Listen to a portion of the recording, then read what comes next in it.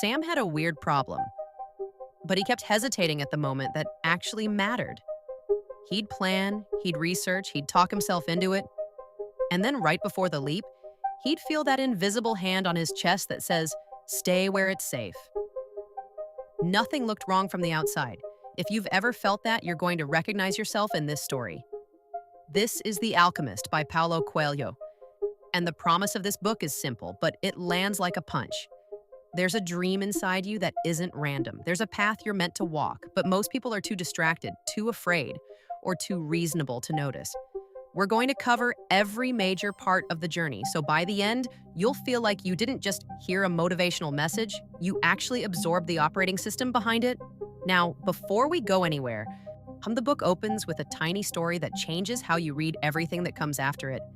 It's the myth of Narcissus, the beautiful boy who stares at his reflection in a pool until he can't leave, and when he dies, the world mourns. But the pool is mourning too, because the pool says, "I didn't love Narcissus because he was beautiful. I saw my own beauty reflected back." That's not just a clever twist, it's a warning. We don't just chase dreams. We chase the version of ourselves we get to see when we chase them. Sometimes you want the goal, sometimes you want the identity that comes with the goal, sometimes you want the story you'll tell later. The dream is real, but the reason is tangled. So keep that in the back of your mind. Because The Alchemist isn't just saying, follow your dream, it's asking a deeper question. And what dream is just your ego staring into a mirror? And this is where the real story begins. We meet a shepherd boy named Santiago, sleeping in an old abandoned church with a sycamore tree growing through the roof. He's got his sheep nearby, he's got a book, he's got that quiet freedom that comes with living light, and he keeps having the same dream. A child takes him to the Egyptian pyramids and tells him there's treasure there. He wakes up with that dream sticking to his skin, but as a pull. So he goes to a fortune teller, hoping she'll tell him it means nothing.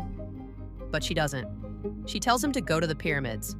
She wants a share of the treasure, and she gives him no guarantee. That's how real callings work, by the way. They don't come with a safety policy. Now, Santiago could have done what most people do. He could have said, it's a cool story. I'll think about it. He could have filed it away in the mental drawer labeled someday. Right next to learn the guitar, start that business, get in shape, write the book, move to the city, go back to school.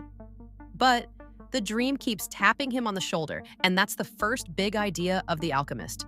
Your dream doesn't leave you alone. The book calls it your personal legend, your true path. The thing you're meant to do, not because it's practical, but because it's aligned. And here's the uncomfortable truth. Most people betray it early. They don't betray it with a dramatic decision. They betray it with small delays. I'll do it when I'm ready. I'll do it when I have more money. I'll do it when things calm down. I'll do it when I have permission. And that's why this next part matters. Because Santiago meets someone who explains how the universe actually works when you stop stalling. He meets a mysterious old man who claims to be a king, the king of Salem, Melchizedek, but feels like psychology. When you really want something, all the universe conspires in helping you to achieve it. Now, if you hear that and roll your eyes, good, you should. Because the point of the book isn't to make you believe in fairy dust. The point is to make you notice how opportunity behaves when you commit. When you decide fully, you start seeing doors that were always there, but because your attention changed. And the king gives Santiago 2 stones, Urim and Thummim, as a tool to help him interpret signs when he's confused. A way to say yes or no when his head is spinning. Spark notes. So Santiago sells his sheep, takes the leap, and heads toward Africa. The world tests him. He gets to Tangier. He meets a man who offers help, then steals his money and disappears. And in one moment, Santiago is alone in a foreign place, broke, hungry, and humiliated. This is a key moment, because it reveals one of the darkest truths in the book. The world doesn't reward your courage with comfort. It rewards it with a test. And this is where Sam shows up. Because Sam has his own version of Tangier. Sam wasn't a shepherd. He worked a steady job. Not glamorous, not terrible. A normal life, a project he kept thinking about, a direction he kept wanting to move toward. Something creative, something that felt like him. He finally decided to act. He booked a small workspace for a weekend, bought a few supplies, cleared his schedule. He told himself, "This is it. I'm doing it." Then the first day, everything went wrong. The place was louder than he expected. His laptop started acting up. He realized he forgot something basic. He spilled coffee on a notebook, and by the afternoon, his brain started whispering, "See, you're not this person. Go back to your normal life." Adois and Sam almost listened. Not because he was lazy, because he was embarrassed. Because the first attempt wasn't smooth, and he interpreted that as a sign he shouldn't be trying at all. That's a trap. It's like planting a seed and getting angry that you don't have a tree the next morning. The seed doesn't mean nothing is happening. It means the process is happening where you can't see it. Santiago gets robbed, Sam gets humbled, same lesson. The beginning is never clean. The king had warned Santiago about this too. He said beginners are lucky. And then life tests whether they mean it. And that test can look like loss. So what does Santiago do? He could become bitter. He could go home. He could decide the dream was stupid. Instead, he does something powerful. He decides to rebuild from zero. He finds a crystal shop owned by an older merchant. The merchant is tired. He's been stuck in routine for years. He's afraid of change. He has dreams he never completed. He even has a pilgrimage he always wanted to make but never did. Santiago offers to work for him. And this part of the story isn't flashy, but it's one of the most important sections in the whole book because Santiago learns how to survive, how to learn, how to adapt. He learns that pursuing your personal legend doesn't mean refusing all reality. It means learning the skills reality demands while you keep your direction. In the shop, Santiago starts making small changes. He suggests cleaning the crystals, displaying them differently, selling tea in crystal glasses, getting customers in the door. Then he tries, and business grows. And Santiago earns money again. Here's the deeper layer. The crystal merchant represents a specific kind of danger, not failure, not struggle, comfort without purpose. The merchant has enough to survive, but not enough to feel alive. He lives in maybe someday land, and that land is quiet, safe, and deadly. It's like standing at a train station watching trains leave and telling yourself you'll get on the next one, while your life turns into a waiting room. And now, the book does something brilliant. It shows you two different lives in the same place. Santiago is there temporarily, using the shop as training. The merchant is there permanently, using the shop as hiding. Same location, different meaning, and that should make you ask a brutal question. Or are you building a cage? Now, just when Santiago could choose comfort, he chooses the road again. He joins a caravan crossing the desert toward Egypt. And on that journey, he meets the Englishman. The Englishman is obsessed with books. He's trying to find an alchemist. He wants the secret formula, the method, the instructions, the intellectual shortcut. And Santiago is the opposite. He learns through experience. He watches the world. He listens. So the caravan becomes a moving classroom. And what they're really learning is the language of the world. The idea that everything speaks not in words but in signs, omens, patterns, feelings in your chest that are hard to explain. Here's where it gets interesting. Most people hear omens and think superstition. But the book is pointing at something real. Your life is constantly giving you feedback. Not in a dramatic, supernatural way. In a pattern way, in a consequence way. In a you keep ignoring the same signal and getting the same result way. You feel drained after being around certain people. That's a sign. You feel energized when you work on something certain. That's a sign. You keep delaying the same decision. That's a sign. You keep getting pulled back to the same dream. That's a sign. The problem isn't that the world isn't speaking. The problem is that most people don't listen. Because listening might require action, and action might require risk. So the caravan travels, and they arrive at an oasis called Al-Fayoum. Because conflict is rising in the desert between tribes, the oasis is neutral ground. And at the oasis, Santiago meets Fatima. This is where love enters the story. Real love, not romance as distraction. Santiago falls for her, deeply, and he's tempted to stop there, to build a life, to say, maybe this is the treasure. But Fatima says something that defines the book's philosophy of love. She won't hold him back. She believes that if love is real, It won't demand that he betray his personal legend. Because if he abandons his path for her, he'll become resentful, restless, hollow. And she doesn't want a man who stays physically but leaves spiritually. That's a hard kind of love, a clean kind. And it forces another question. How many people confuse love with possession? How many people confuse loyalty with self-erasure? The book's answer is sharp. True love strengthens your destiny. It doesn't shrink it. Now something else happens at the oasis. Santiago starts having visions. He sees an attack coming. He senses danger before it arrives. He tells people. They doubt him. He insists. And it turns out the attack is real. His warning saves lives.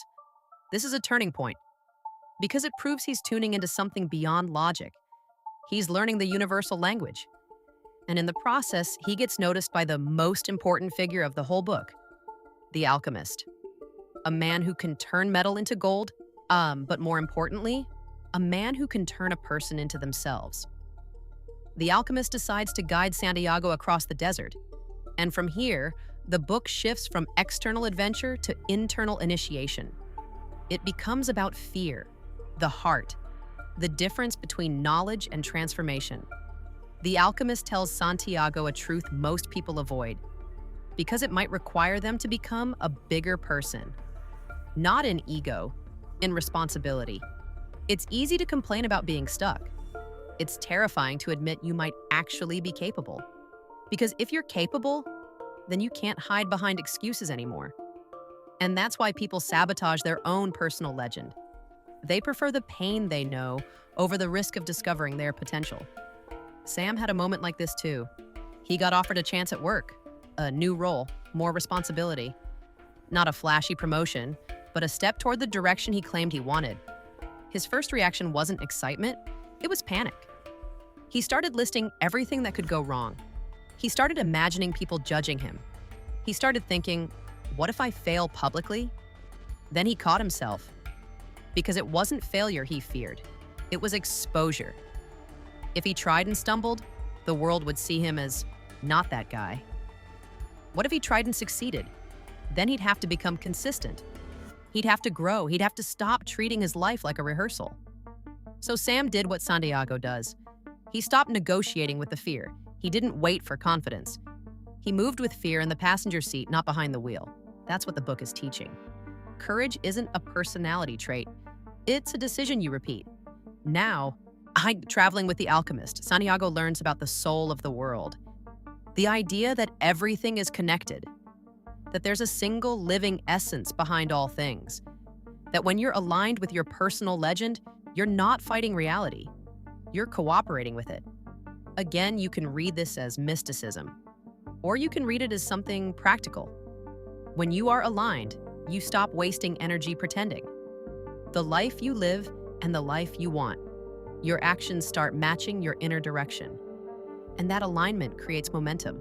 It's like rowing a boat. If you row against the current, every meter costs you. If you turn with the current, your effort multiplies. The Alchemist also teaches Santiago to listen to his heart.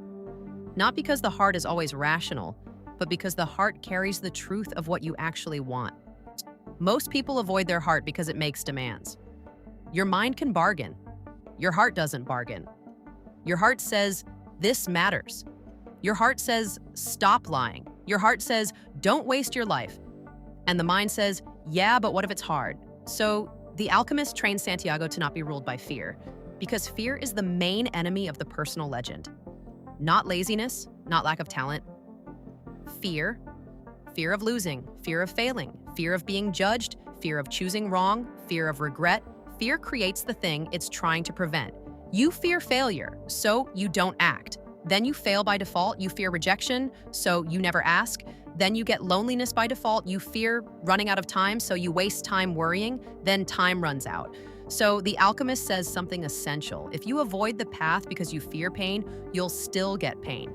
It'll just be the pain of regret. Now, as they travel, the two of them encounter a monastery in the desert. The monks welcome them. The Alchemist demonstrates his craft. He turns lead into gold and gives some to the monks and some to Santiago. But the point isn't the gold. The point is what gold symbolizes. Alchemy in this book is a metaphor. Turning lead into gold is like turning your ordinary life into a meaningful one. The lead is your fear, your confusion, your excuses, your distractions. The gold is clarity, purpose, alignment, courage. And the process isn't a hack, it's a transformation. They want the treasure without the journey. They want the result without becoming the person who can carry the result. They want a different life, but they don't want to change their identity. The book is saying that's not how it works. Now, the story moves toward its most intense moment. Santiago and the alchemist get captured by tribal warriors. The warriors suspect they're spies. They threaten them. They demand proof of power. And Santiago is forced into a terrifying challenge. He must demonstrate his connection to the soul of the world. He must turn himself into the wind. Yes, literally in the story, he must step into absolute trust. He must do something impossible, not because he has a method, but because he has alignment. So Santiago goes into the desert. He speaks to the desert, he speaks to the wind, he speaks to the sun. And each of them says, I can't do it. I'm not that powerful, the thing beyond all things. And he becomes the wind. Now, you can treat this as a spiritual miracle, but psychologically, it's the climax of faith. It's the moment where Santiago stops seeing himself as a small, separate individual and starts seeing himself as part of something larger. And when you stop shrinking yourself, you stop behaving like someone who's meant to stay small. That's what the wind scene is trying to do to you. It's trying to break your internal identity cage because the biggest prison isn't the desert. It's the story you keep telling yourself about what you are. Sam had a smaller version of the wind moment. Not magical, not dramatic, but real. He had a conversation he'd been avoiding for months. A difficult one. A clean one. The kind where you risk being misunderstood, but you tell the truth anyway. He finally sat down with a person in his life and said, I've been acting like I'm fine, but I'm not. I've been pretending I don't care, but I do. And I've been postponing what I actually want because I'm scared. His voice shook. He felt exposed. The moment he said it, his body relaxed. Because the lie was heavier than the truth. That's another form of alchemy, turning fear into clarity. San are turning silence into direction, turning a hidden life into an honest one. Now the story continues. The alchemist leaves Santiago at a point where he must finish alone, because that's always how it goes. Guides can point. They can't walk it for you. Santiago reaches the pyramids. He looks at them. He cries. He feels the weight of the journey. He starts digging. This is the moment he's been promised, the treasure. But instead, he gets robbed again. Thieves beat him, mock him.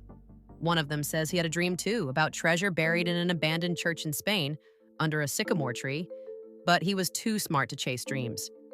And in that moment, Santiago realizes the final lesson. The treasure was back where he started, but because the journey was the point, he had to become the person who could understand what was in front of him the whole time. He returns to the church. He digs. He finds the chest. Gold, jewels, wealth. And he laughs because the universe has a sense of humor. Then he thinks of Fatima, and he knows he's going back to her, not as a boy chasing a dream, but as a man who completed his personal legend. That ending can look like a simple twist, but it's deeper. It says this: sometimes the thing you're looking for is close, but you can't see it until you change. It's like wearing smudged glasses and blaming the world for being blurry. You don't need a new world. You need a clear lens. The journey is the lens.